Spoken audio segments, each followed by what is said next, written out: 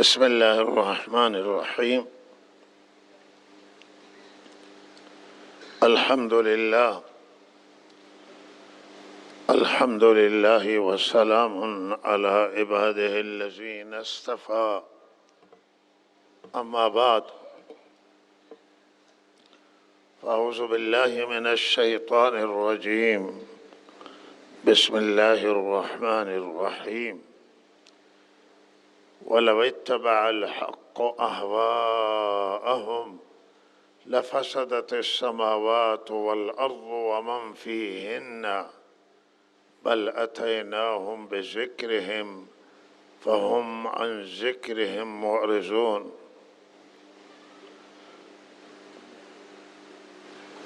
از سخنان همکار گرامیمون جناب مولانا دکتر عبیدالله استفاده فرمودید، همه ما استفاده کردیم.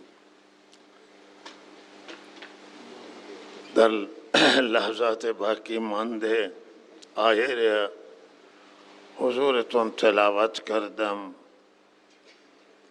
که این آیه به اون علاج اصلی همه مشکلات های دنیا، تمام معضلات دنیا و به تمام بنبست هایی که بشر در زندگی به آن مواجه است پاسخ داده است و راهنمایی کرده قرآن عظیم الشان. حل همه معضلات جامعه بشری و انسانی در اتباع حق، در اتباع واقعیت ها هست و حقائق، دیدن واقعیت ها، دیدن حقائق و تابعداری از حق. وقتی که از حق و حقیقت تابعداری بشه، از همه فساد در دنیا جلوگیری شده است. همانطور که حل همه مشکلات در اتباع حق و فساد، منبع فساد و مرکز فساد عالم و فساد جهان در اتباع هواست، یعنی تابعداری کردن از نفس خوده، از خواهشات نفسه، که انسان به جای آنکه دنبال حق بره، دنبال واقعیت ها بره و حق را ببیند، نفسش را ببینه و ببینه که نفس چه تمنا میکنه، دنبال رو هواهای نفسانی و تمنای نفس باشه و پشت سر نفس حرکت کنه. این محور همه فساده، منبع همه فساده. فساد در آسمان و زمین، در هوا و فضا و در زمین، در خشکی و دریا، در همه جهان و همه سطوح فساد از همین سرچشمه میگیره که عده حق را ناحق میکنند و حق را نادیده میگیرند، واقعیت ها را میپوشند، حقایق را نادیده میگیرند و دنبال نفس حرکت میکنند. امروز اگر جامعه بشری و جامعه انسانی با فساد روبرو هست، جنگل ها دارن میسوزند و آتش های مهیب در جنگل های سرسبز دنیا میفته، که انسان وقتی میبینه دلش کباب میشه که این جنگل های سرسبز دنیا چگونه طعمه آتش شدند. و وقتی میبینه که این زلزله ها چقدر انسانها را نابود میکنند و ساخته های انسان را، عمران و آبادی دانیه که انسان به وجود آورده این زلزله ها تخریب میکنند و این طوفان ها و تخریب طبیعت و این همه مشکلات که امروز طبیعت به مسیرش در منافع انسانه که به انسان نفع برسانه، این طبیعت امروز ناسازگاره و برخلاف منافع انسان داره حرکت میکنه. اگر باران جای میآید سیلاساست و تخریب داره، هوا اگر جریان پیدا میکنه طوفانی میشه، گرد و غبار میریزه بر سر انسان و زلزله و سونامی و آفتها و آتش و چیزهایی که در احادیث پیش بینی شده برای قرب قیامت و علائم قیامت. معلوم میشه که از علائم قیامت آنه که زمین فساد بگیره، یعنی زمین بشه فاسد و وقتی که زمین فاسد بشه قابل زندگی نمیشه، انسان نمیتونه در روی زندگی بکنه، بشر برایش زندگی بر روی زمین مشکل میشه و این از دست خود بشره. ماییم، انسان هستند که طبیعت را فاسد کردن، زمین از بین بردند و قابل زندگی نکردن. همین که امروز کارشناسان هشدار میدن و داد میکشند که آقا طبیعت از بین نبرید.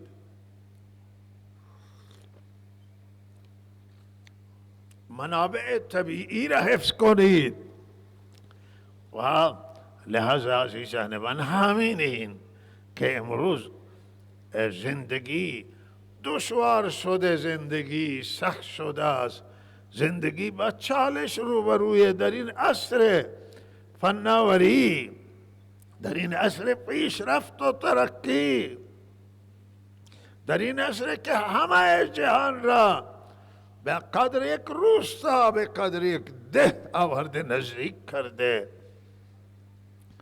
بشر با هم نزدیک شده، فاصله ها جمع شدند.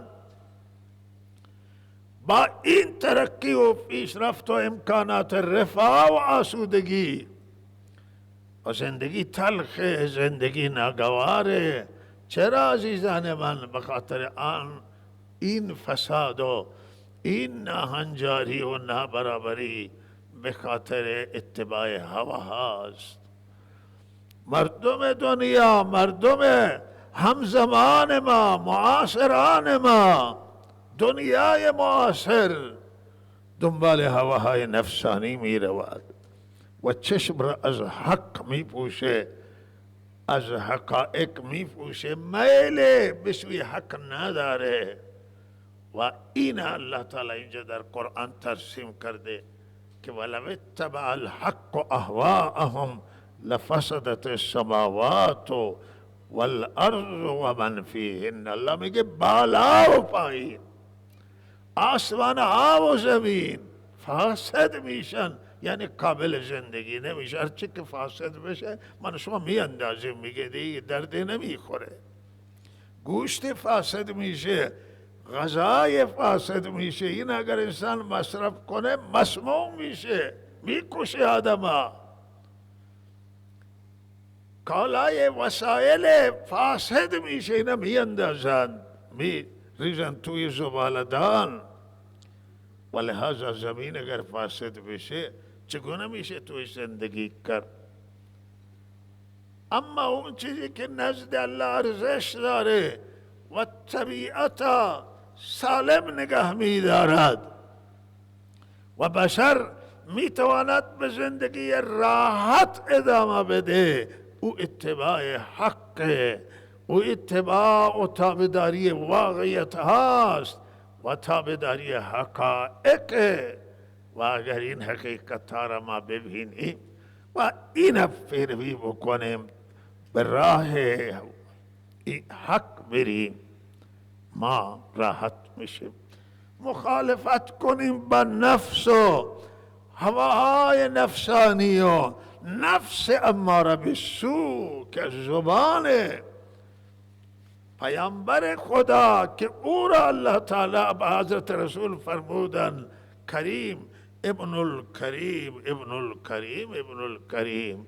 او پیامبر حضرت یوسف فرمود انسان کریم و شریف که فرزند کریم حضرت یعقوب، فرزند کریمی که حضرت یعقوب فرزند اسحاق و اسحاق فرزند ابراهیم، همه اینها کریم بودن و این زبان از زبان این کریم و شریف، شریف زاده و شریف حضرت یوسف الله نقل میکنه علیه السلام که این النفس لاماره بالسوء، نفس اماره در زبان عربی کلمه مبالغه است، یعنی بسیار امر میکنه، به کثرت امر میکنه، نفس به گناه امر میکنه.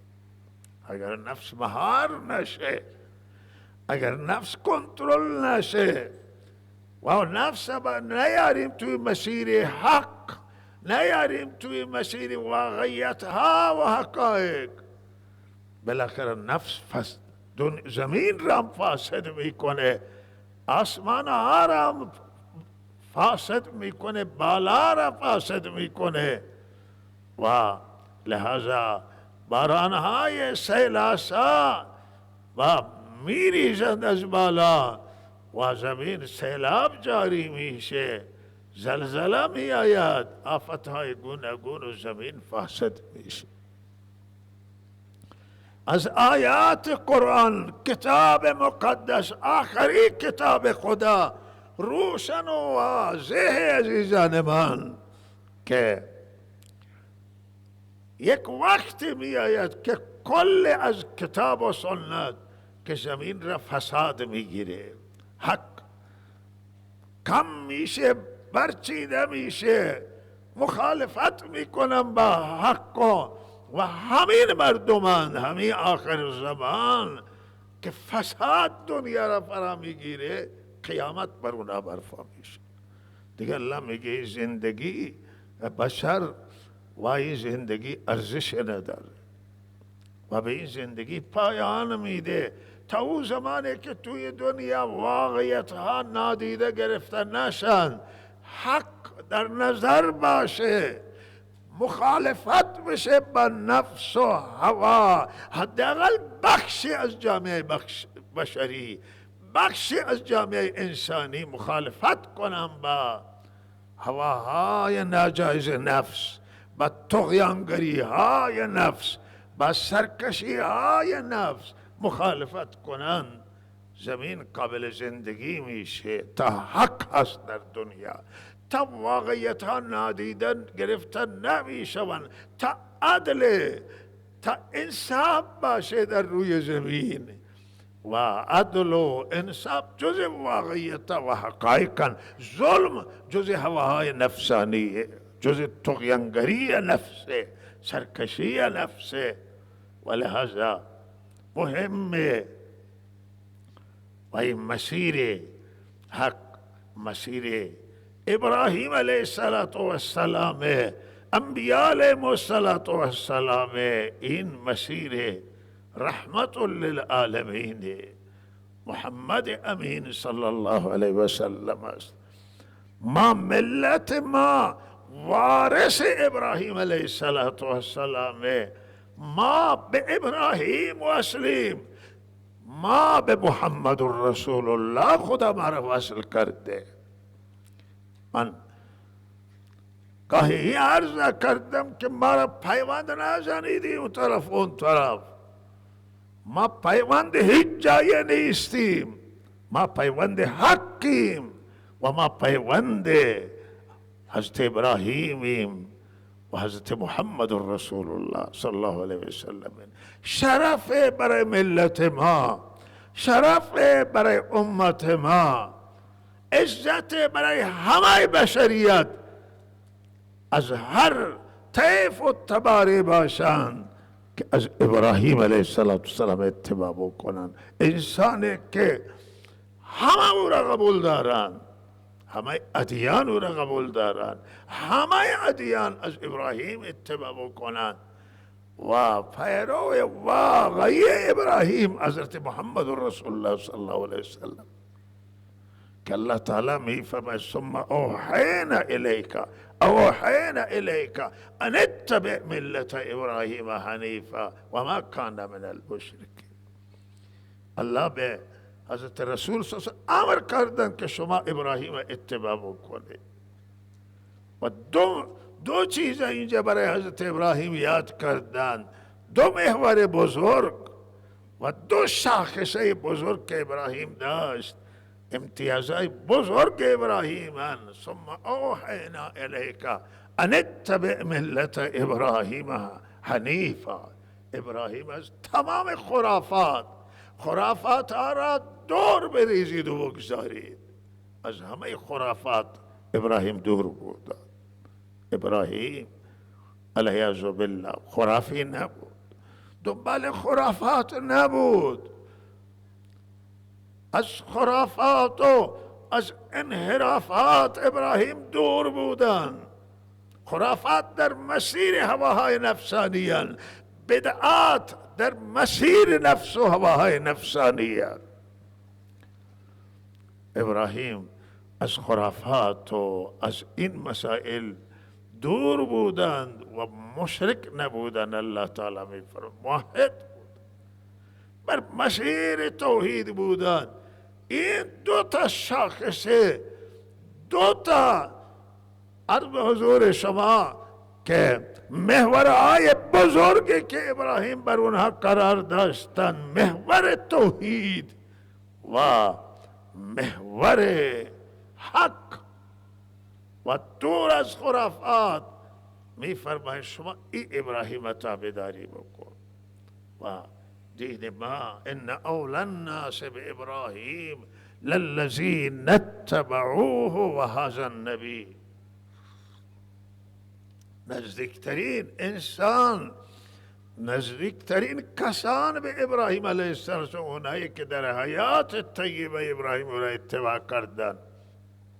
این پیامبر اعظم و مؤمنین الله تعالی می فرمایند پیروان حضرت رسول صلی الله علیه وسلم که نه ابراهیمی هستند، اینا شایسته ترند از همه ملت ها به ابراهیم. دین ما دین ابراهیمی هست و این افتخاره برای ما. این عزت میخوایم به همین دین بمیریم، میخوایم نریم به سوی خرافات که مردم با نفس، این خرافات در مسیر هواهای نفسانیان، در مسیر خواهشات نفسن، بدعت توی مسیر خواهشات، باطل توی مسیر هواهای نفسانیه. به هواهای نفسانی نریم، به حق بریم، به قرآن بریم، به این کتاب مقدس بریم. و الله تعالی برای ما یک الگوی معرفی کرده. خوب توجه بفرمایید، الگوی همه ما محمد رسول الله صلی الله علیه وسلم است.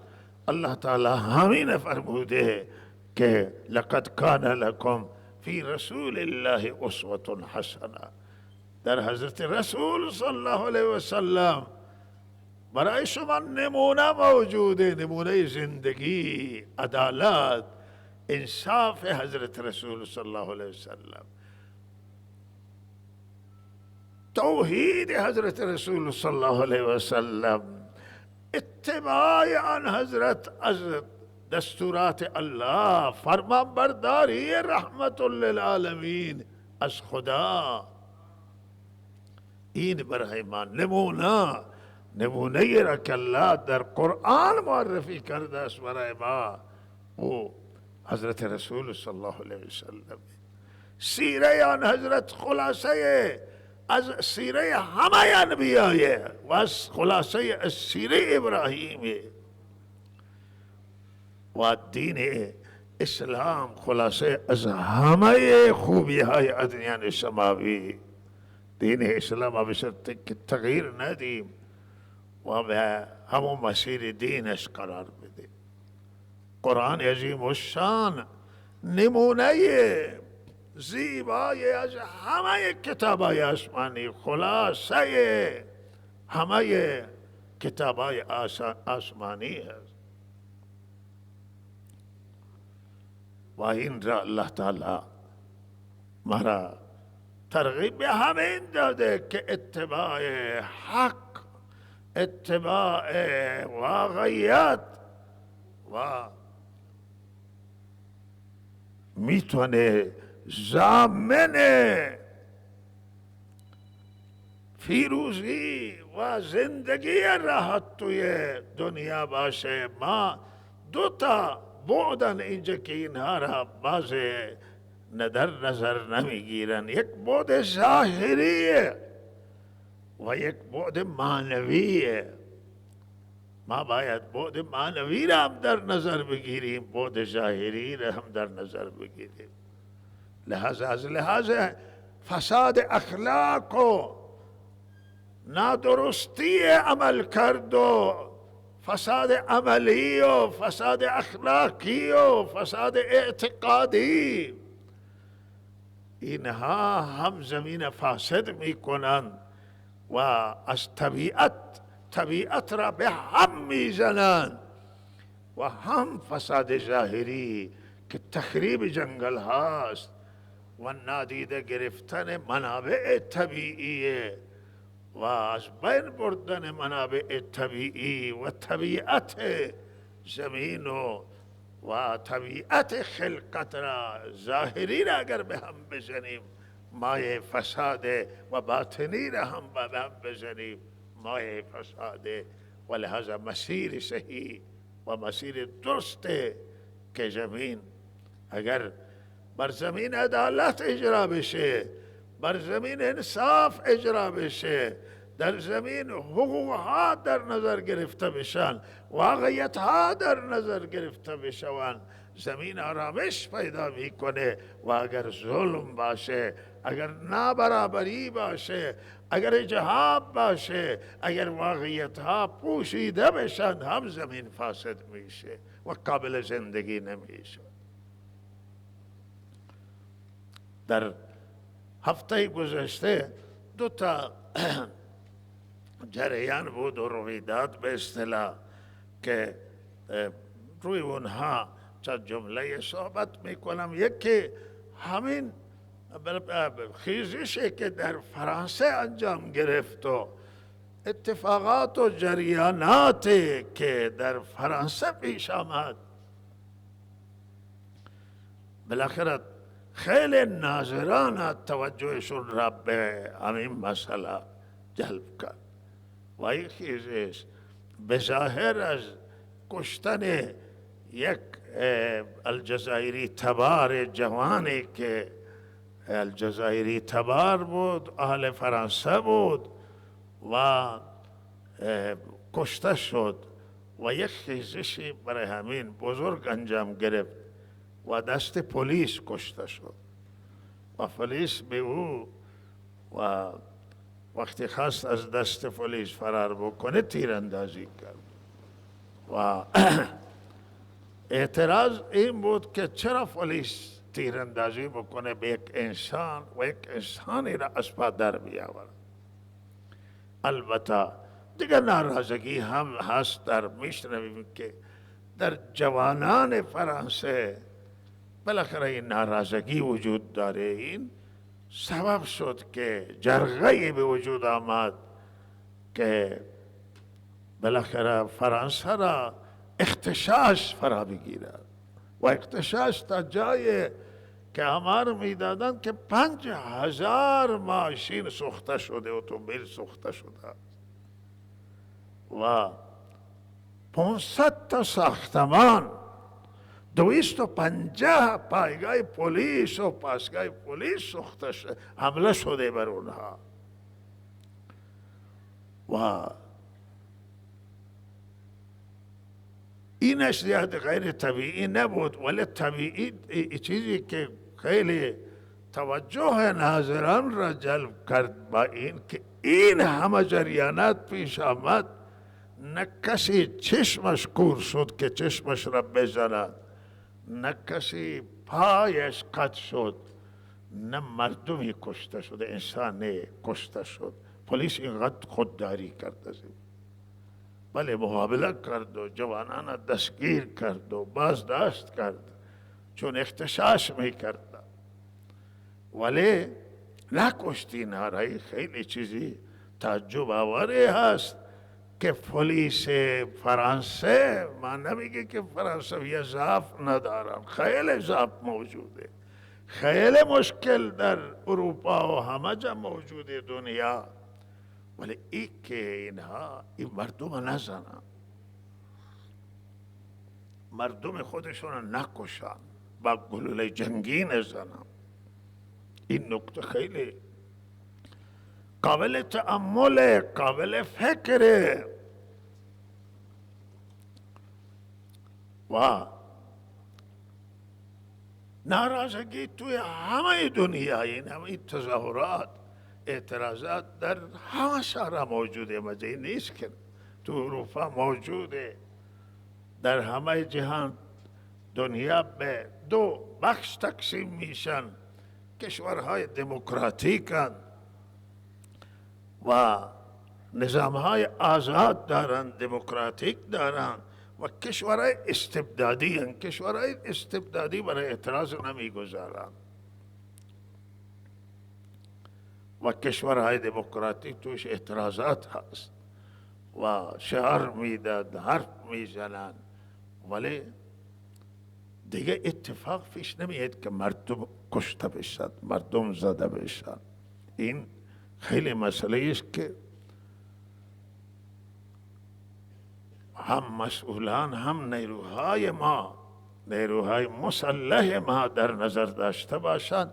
قانون که اساسی که 45 سال قبل یا 4 سال 44 سال قبل تاسیس شده، سعی شده که قانون با همون دموکراتیک نزدیک باشه، چرا که قانون اسلام با دموکراسی نزدیکه. اسلام ضد استبداده، اسلام دشمن استبداده و اسلام با دموکراسی نزدیکه. انتخابات است، او صدر اسلام انتخابات در نوع خودش که دنیا نبوده جریان داشته در بین مسلمانان و برای مردم آمده، غیر از حضرت رسول صلی الله علیه وسلم که همه راه او همان حضرت، همه راه با حضرت متفق بودن، تازه یک تمدنی را تشکیل دادن و حکومتی را تشکیل دادن و در رأس آن حضرت رسول صلی الله علیه وسلم. ولی بعد از حضرت رسول صلی الله علیه وسلم همه را مردم رای دادند. مردم اون زمان بیعت بود، و هر کسی که مردم بیعت کنند و مردم هم آزادانه بود، اجبار نبود. دموکراسی به معنی واقعی، یعنی آزادی به معنی واقعی. با تمام این خلفای راشدین همین طور بیعت شده است، با سیدنا علی، با سیدنا ابوبکر، با سیدنا عمر، عثمان. این از طریق دموکراسی آمدند، حاکم شدند. دین اسلام با دموکراسی، نظامای دموکراسی بسیار مشترکات وسیع داره و با استبداد نه، مخالف استبداده. و این توی قانون ما همین جهمین، اگرچه قانون ما میگه خیلی ضعف داره، بعضی چیزش هست که حتی با سابقه هیچ ندارن توی جریان اسلام، بعضی چیزا را تصویب کرده و این حوض میخواهم. و این نکته من بگم که هیچ جای دنیا نیست که قانونش همه 100% درست باشه. قانون چیزی که بشر درست میکنه، الله اینجا اجتهاد بشره، فکر بشره. فکر بشر خطا داره، اشتباه داره. قوانین دنیا که جواب ندن، در هر نقطه از دنیا قانون عوض میکنن، مگر کشور استبدادی بر قوانینشون اصرار میکنن. ولی همه جا میبینه که آقای قانون جواب نداده، از رده خارج میکنه، عوض میکنه. ولی از این قانون اشتباه دارند. این قانون بسیار مصوبات جواب نمیده، عوض میکنن. بسیار سیاستن که جواب نمیدن، عوض میکنن. دنیا میبینی که چیزی را اجرا میکنه. ببینه، من یک جایی رفتم و بالاخره با یکی از مسئولان صحبت داشتم، گفتن که شما قانون تصویب میکنید و دستور اجرا میدید، شما چرا نمیبینید که این قانونی که تصویب کردید جواب داده یا نه؟ آیا چه اثرات مثبتی داشته یا منفی داشته؟ مثبت داشته بگذارید، منفی داشته قانون جمع کنید. قانون شما مصوبات مجلس اگر جواب نده، مصوبات قانون گذار اگر جواب نده، لازمه که قانون جابجا بکنه. این سخت بشره. بشر دچار اشتباه میشه، بشر اشتباه میکنه و لحظا باید ما قوانین مورد بازرسی قرار بگیرن و زود به زود مورد بازرسی قرار بگیرن. ما اینجا در خودمون همین مدارس سیستان و بلوچستان هم با هم وحدتی دارن، شورای دارن و لحظا سر 10 سال ما همین مصوبات بررسی میکنیم و هر مصوبه که جواب نداده، کتابی آوردیم توی نصاب جواب نداده، بیرونش میکنن. جواب نداده. 44 ساله که قانون ما دست نخورده است و تغییرات نیامده در او، خیلی ضایعات درست شده. ولی در همین قانون اعتراض حق مردم دانسته شده است. اون چیزی که میخواست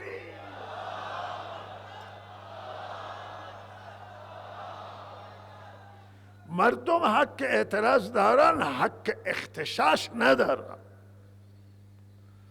آقا سنگ نزنند، آقا به مغازه ها حمله نکنند، به بانک ها حمله نکنند، ماشینه را نسوزند، مختل نکنند زندگی مردم را. اعتراضشون بود، حرفشون، کارگر حرفش را بزنه، بازنشست بزنه، معلم بزنه، زنان نسبت به حقوق خودشون در طبق همین قانون و در از لحاظ قانون شرعی هم حق اعتراض دارند، از لحاظ عرف و قوانین بین المللی حق دارند. و لحاظ وقتی که مردم اعتراض مسالمت آمیز بکنن، حرف بزنن، شعار بدن، و لحاظا نباید با گلوله جنگی زده شن.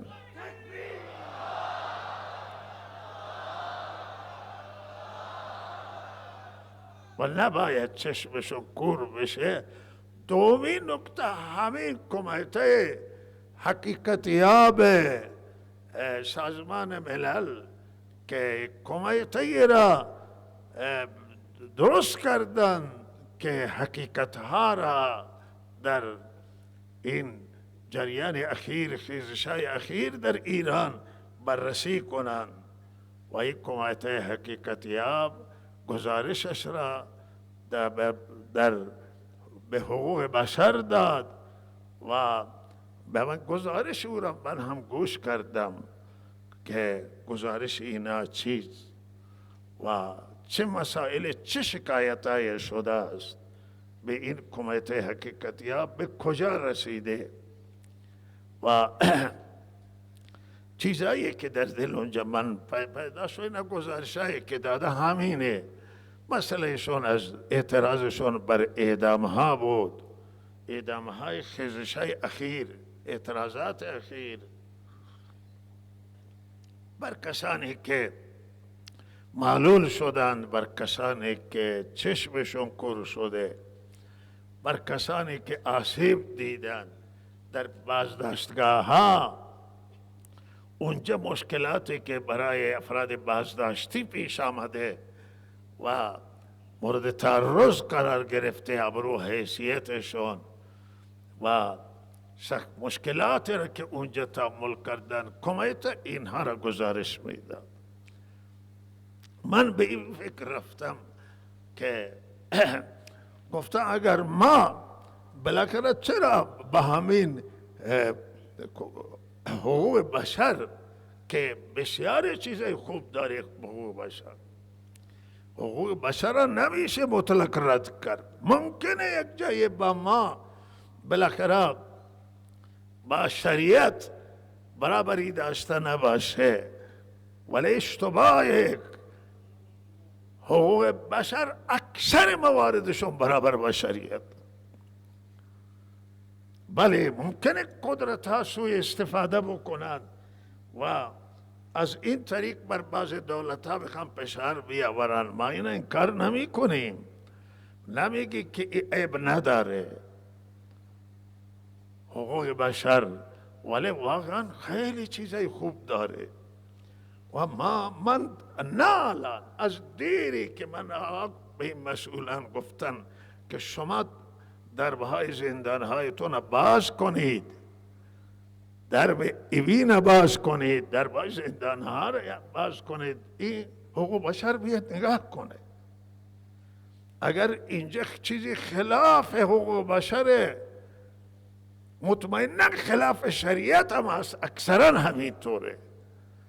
و شریعت ما هم به دموکراسی و آزادی نزدیکه، شریعت اسلام با حقوق بشر خیلی نزدیکه، حقوق کرامت انسان، حرمت انسان.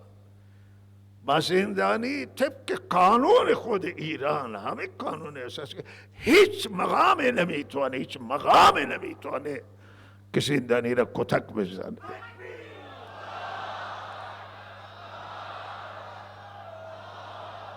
زندانی را شکنجه بده. اعتراف اجباری مردود از دیدگاه شریعت.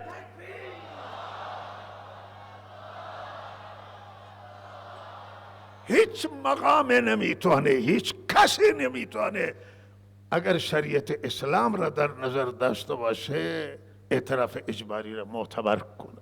باطله.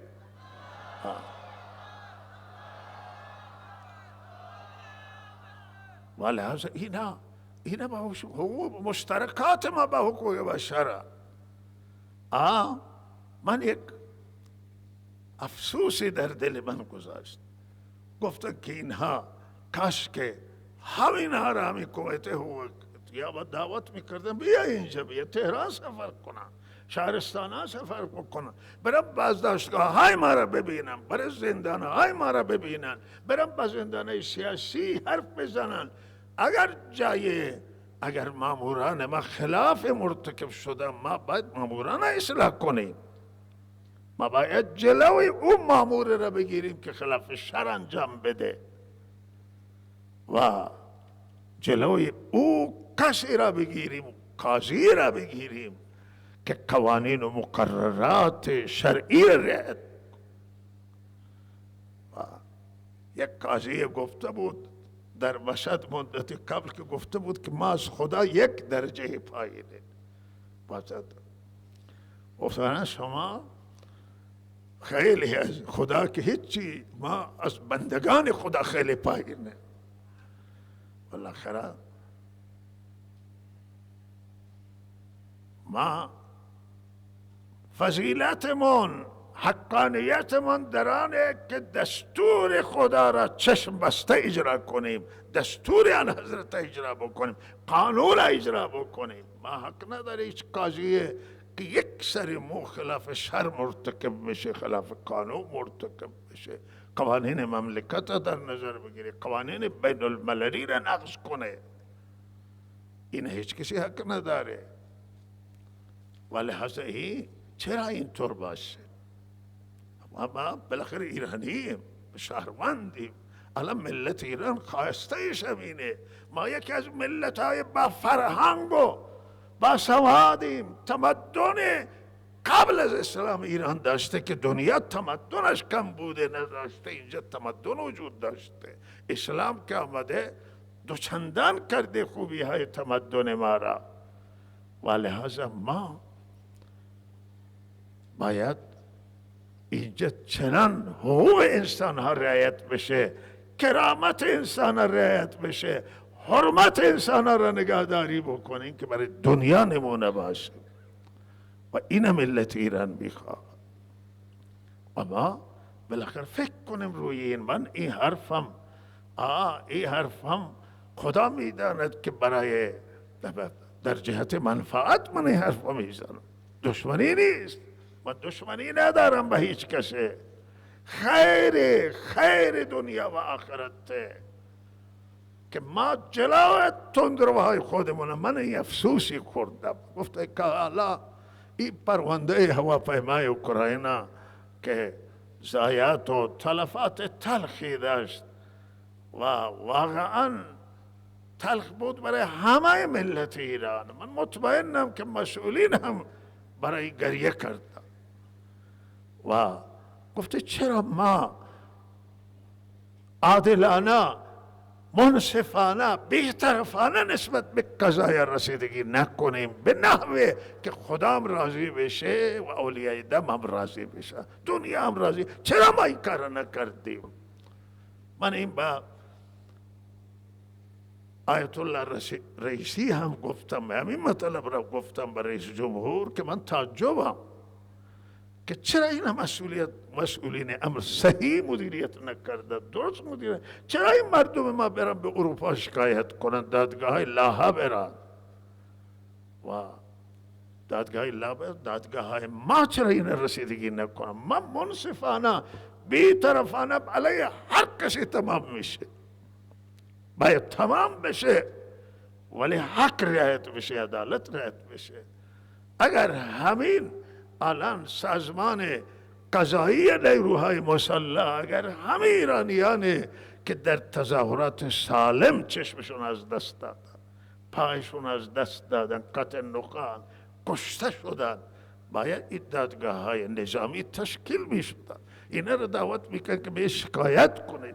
زنانی که شاکین، دختران و جوانان که در بازداشتگاه ها مورد تعرض قرار میگیرن، اگر اینا را شما رسیدگی میکردید، ما رسیدگی میکردیم، چرا برم به حقوق بشر شکایتشون ببرن؟ چرا برم به جاهای دیگه شکایت کنم؟ به اینها دادگاه های ما اینا رسیدگی بکنن. نظامیان ما الحمدلله بسیار مهمن. ما برای همه نیروهای مسلح دعای خیر میکنیم. همه یکسان نیستن، ولی هر نیرویی که به ناحق مردم را مورد هدف قرار بده، هم شرعاً ملامته و هم قانوناً ملامت.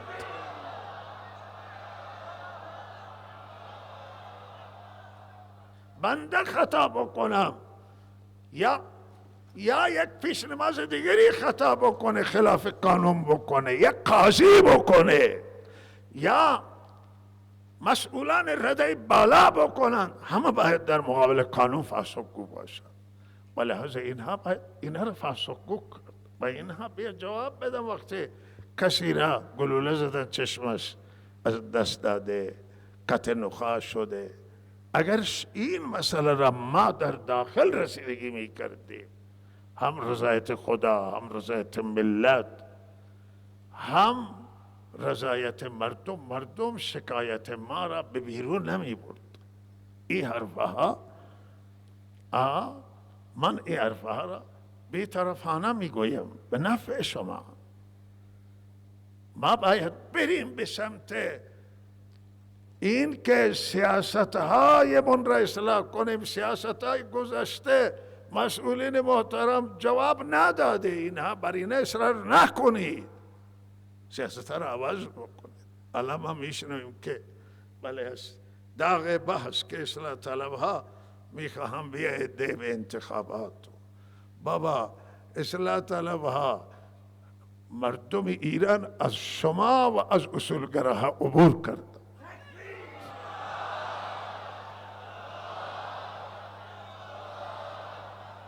برای اینکه شما نمیدانید که بر سر مردم ایران شما نمیدانید که چی میگذره.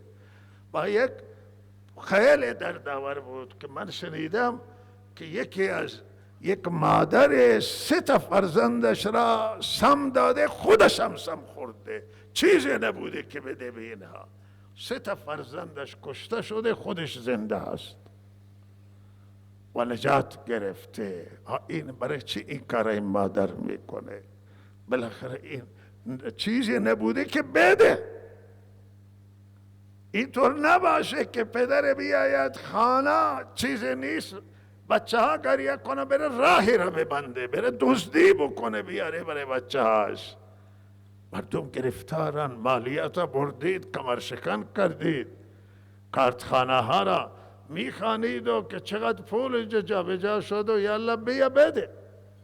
مردم نمیتونه این مالیات ها را با این وضعیت تحمل کنن، سرسماورن، کمرشکنن، گرانی و تورم. شما چرا حرف دلسوزایتون قبول نمی کنید؟ شما به این حرفا که ما میگیم شما این را عمل بکنید.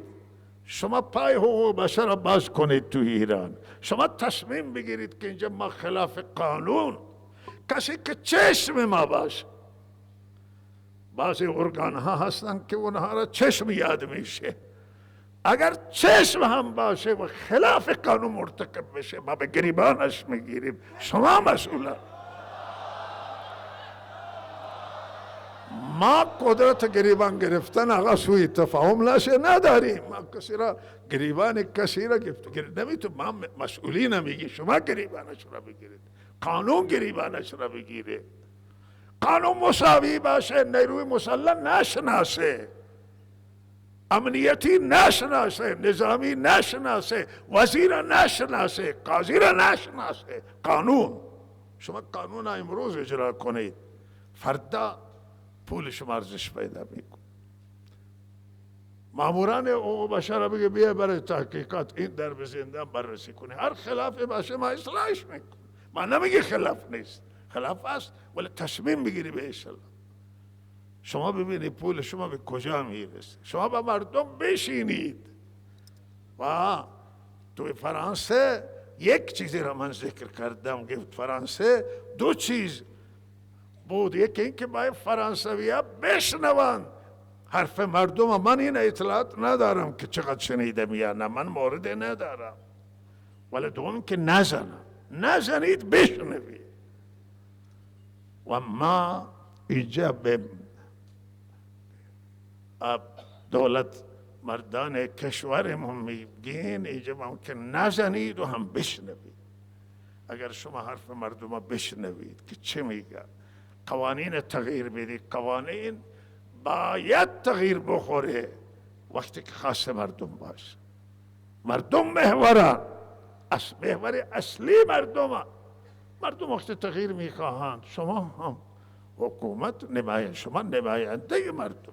شما مردم همه اختیارات دست شما نیست. شما از مردم حکومت نمایندگی میکنه. شما وقتی که مردم شما را میگه که شما قانون داد، مردم نمایندگان مجلس میگه شما تغییر بدید، باید تغییر بدید. شما خواست مردم تن بدید.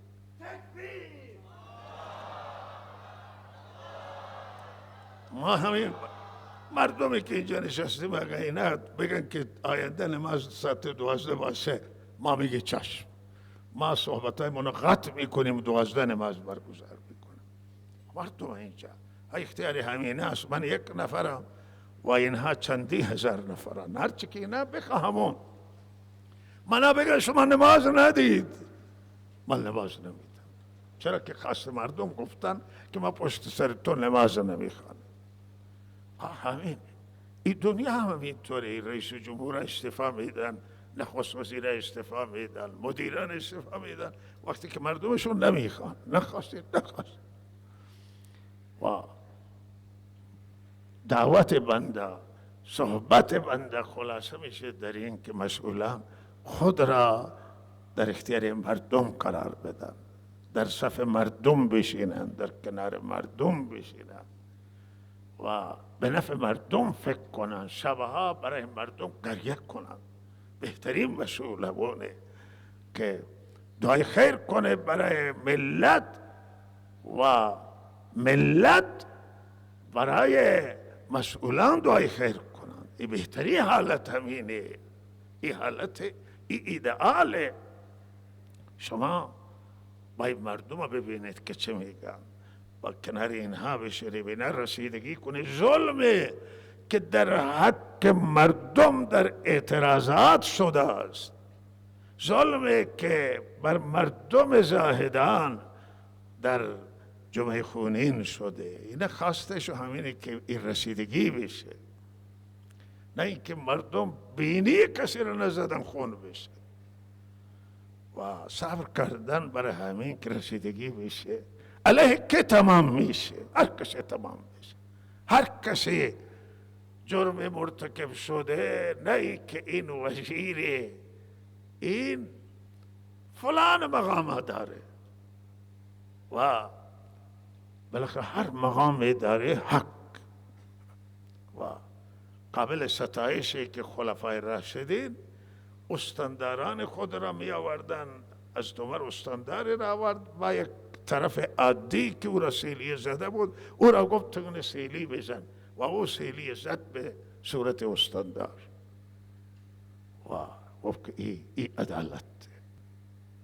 دروازه امر بن عاص از عمر دستور داده در مصر، والی حضرت عمر بود که آتش بزنن. گفت تو برای خانه چار دیواری درست کردی، دروازه زدی که از مردم حجاب بشی. تو حق حجاب نداری با مردم، تو در اختیار مردم. هر شبی و روزی می آیند، تو باید به اینها رسیدگی بکن. شما اگر اینطور رفتار کنید و اگر شما حرف خیرخواهانتون رو گوش بکنید، ما دشمن شما نیستیم. هر حرف ناحق که زدیم بگی اینجا ناحق، من اصلاحش میکنم اگر ناحق باشه. من به خود حق نمیدم که حرف ناحق بزنم، حرف ظالمانه بزنم، حرف منصفانه بزنم، توهین بکنم به کسی. نه، من معتقدم که یک سر مو از حق تجاوز نکنم، همین التزام کنم. این خواسته من نیستن تنها، این خواسته خداست، این خواسته ملته، خواسته مردمه و منفعت من نیست، منفعت همه مردم. من یک نفری از این ملت. شما حرفهای ما را گوش کنید و بررسی کنید، حرفهای ما را بررسی کنید و حرفهای ما به نفع انشاءالله. الله تعالی توفیق عنایت کنه. من دو تا آرزو دارم برای ملت ایران. یک سعادت دنیا را برای ملت میخواهم، یک سعادت آخرت را میخواهم. آخرت همه به بهشت برن و در دنیا هم کشور برای اونها بهشت بشه، سیر بشن، آباد بشن. دیگه چیزی من نه. و مسلمانان غیر مسلمانان در چه زبانه، نه با مذهب مردم کار دارم، نه با دین مردم کار دارم، با عدالت کار دارم، با انصاف، با اون چه که منافع مردم تامین میکنه و مردم راحت میکنه. دغدغه ما همینه، دیگه دغدغه ندارم. دغدغه شما را هم دارم که مسئولید، شما را هم دارم. شما هم آخرت دارید، نمیخوام شما آخرت گرفتار بشید. دنیایتون برای آخرتتون نمیخواهم که آخرت مصرف دنیا بشه از هیچ کسی، نه از ما نه از شما، و بلکه دنیا به جای خود و آخرت به جای خود. و صلی الله علی سیدنا محمد.